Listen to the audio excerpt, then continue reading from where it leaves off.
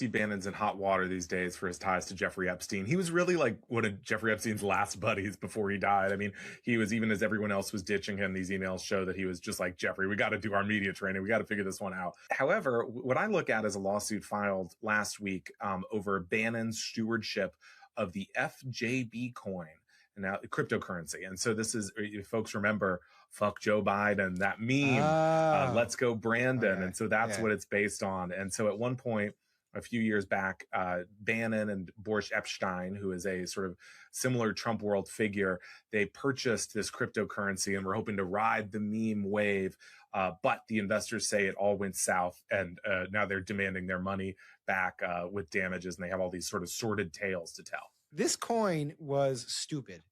It was stupid for a variety of reasons. One is, who buys a coin that's fuck Joe Biden unless you're like super online?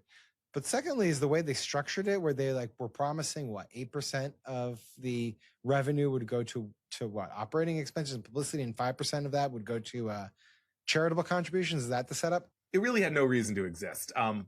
It was started, and then Epstein and Bannon bought it, and they kind of made it look like, oh my gosh, this is going to be like a whole new economy. There's going to be no deflation, all this stuff.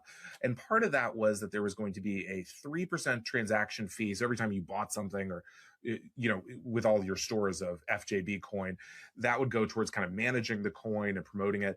And the other 5% would go towards charities. And they specifically would say things like the Wounded Warrior Project. So these are like kind of very conservative coded charities about veterans, things like this. But when the investors or the coin holders said, all right, well, can we see where all this kind of extortionate 5% is going? Who are you donating to?